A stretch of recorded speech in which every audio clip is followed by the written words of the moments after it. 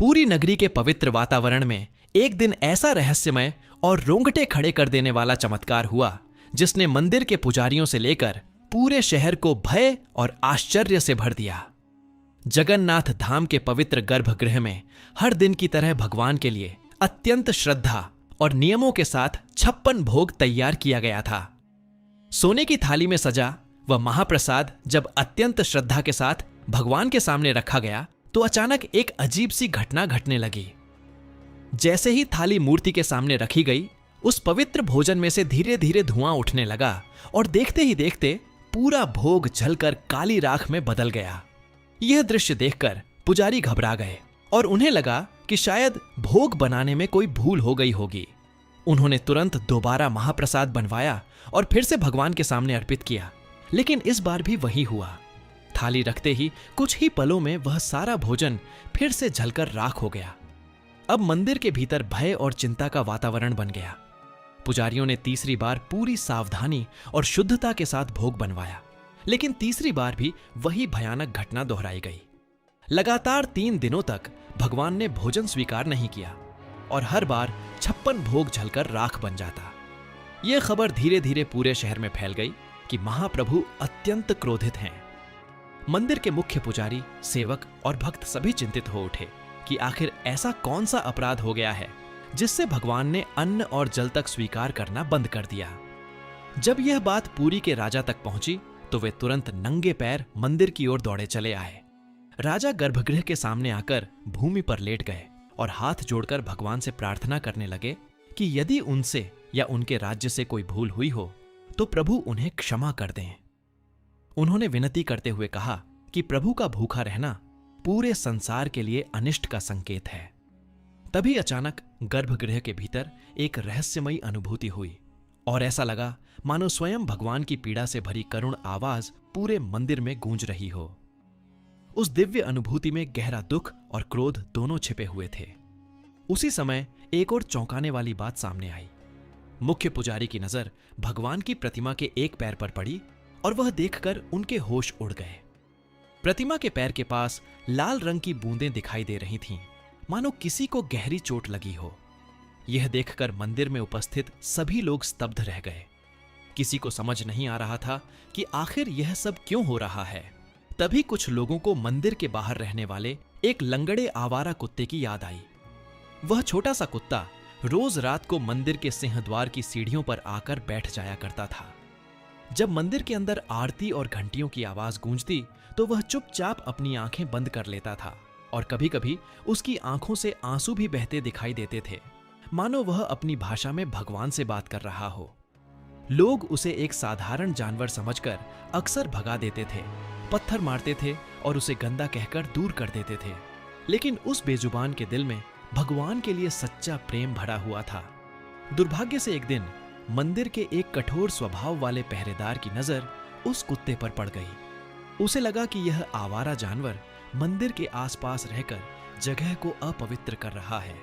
क्रोध में आकर उसने उस कुत्ते को बुरी तरह पीटना शुरू कर दिया। उसने इतनी बेरहमी से उसे मारा कि उस बेचारे की टांग बुरी तरह घायल हो गई और वह दर्द से कराहने लगा। इतना ही नहीं, उस पहरेदार ने उस घायल और लहूलुहान कुत्ते को घसीटते हुए मंदिर से दूर एक घने जंगल में फेंक दिया ताकि वह वहीं तड़प तड़प कर मर जाए। किसी को इस घटना की खबर तक नहीं हुई, लेकिन शायद इस अन्याय को भगवान की नजरों ने देख लिया था और अब उसी घटना का रहस्य पूरे मंदिर में एक भयानक चमत्कार बनकर सामने आ रहा था। मंदिर में मौजूद सभी लोग इस रहस्य को समझने की कोशिश कर ही रहे थे कि तभी गर्भगृह के भीतर से एक गहरी और करुणा से भरी अनुभूति पूरे वातावरण में फैल गई। ऐसा लगा मानो स्वयं भगवान अपने किसी प्रिय भक्त की पीड़ा महसूस कर रहे हों। उस दिव्य अनुभूति में एक संदेश था जिसे सुनकर सभी स्तब्ध रह गए, मानो प्रभु कह रहे हों कि जब तक उनका वह पीड़ित बच्चा भूखा और घायल अवस्था में तड़प रहा है, तब तक उनके लिए 56 भोग का कोई अर्थ नहीं है। यह सुनकर पुजारियों और राजा को तुरंत उस लंगड़े कुत्ते की याद आ गई जिसे कुछ दिन पहले मंदिर के एक पहरेदार ने बुरी तरह पीटा था। राजा का चेहरा क्रोध और दुख से भर उठा। उन्होंने तुरंत उस पहरेदार को बुलाने का आदेश दिया। जब पहरेदार सामने लाया गया तो वह डर के मारे कांपने लगा। राजा ने कठोर स्वर में उससे पूछा कि उस बेजुबान जानवर के साथ उसने क्या किया था। भयभीत पहरेदार ने रोते हुए सच स्वीकार कर लिया कि उसने उस कुत्ते को बेरहमी से मारा और फिर उसे दूर जंगल में फेंक आया था। यह सुनकर राजा और पुजारी बेहद दुखी हो गए। उन्हें समझ आ गया कि भगवान का क्रोध उसी अन्याय का परिणाम है। उसी क्षण राजा ने निर्णय लिया कि जब तक उस घायल प्राणी को ढूंढकर वापस नहीं लाया जाएगा तब तक चैन से नहीं बैठा जाएगा। तुरंत सैनिकों और पुजारियों के साथ राजा स्वयं उस जंगल की ओर निकल पड़े। जंगल बहुत घना और भयावह था। शाम का अंधेरा धीरे धीरे फैल रहा था और चारों ओर सन्नाटा छाया हुआ था। सब लोग मशालें लेकर उस छोटे से बेजुबान को खोजने लगे। काफी देर तक तलाश करने के बाद अचानक एक झाड़ी के पीछे से बहुत धीमी सी कराहने की आवाज सुनाई दी। जब सब लोग वहां पहुंचे तो जो दृश्य सामने था उसे देखकर सबकी आंखें नम हो गईं। वही मासूम कुत्ता जमीन पर पड़ा था। उसका शरीर घावों से भरा हुआ था। उसकी टांग बुरी तरह घायल थी और वह भूख और प्यास से लगभग बेहोश हो चुका था। फिर भी उसकी आंखें उसी दिशा में टिकी हुई थीं जहां से मंदिर की घंटियों की आवाज आया करती थी। ऐसा लग रहा था मानो वह अपनी आखिरी सांसों तक भी अपने प्रभु को याद कर रहा हो। यह दृश्य देखकर राजा का हृदय पिघल गया। उन्होंने बिना किसी भेदभाव के उस घायल कुत्ते को अपने हाथों में उठा लिया। पुजारियों की आंखों से आंसू बहने लगे क्योंकि उन्हें समझ आ गया था कि सच्ची भक्ति किसी रूप या शरीर की मोहताज नहीं होती। राजा ने तुरंत अपने रथ में उस कुत्ते को सावधानी से लिटाया और पूरे सम्मान के साथ उसे वापस मंदिर की ओर ले चले। जब वह काफिला मंदिर के सिंहद्वार के पास पहुंचा तो वातावरण अत्यंत भावुक हो गया। जैसे ही उस घायल कुत्ते को मंदिर की सीढ़ियों के पास लाया गया, उसने बड़ी मुश्किल से अपनी आंखें खोली और गर्भगृह की दिशा में देखने लगा। उसने धीमी सी आवाज निकाली मानो वह अपने प्रिय प्रभु को पुकार रहा हो। उसी क्षण मंदिर के भीतर एक अद्भुत चमत्कार हुआ। गर्भगृह में रखी भगवान की प्रतिमा के पैर से जो लाल बूंदें दिखाई दे रही थीं, वे अचानक रुक गईं। ऐसा प्रतीत हुआ जैसे किसी अदृश्य शक्ति ने उस घाव को भर दिया हो।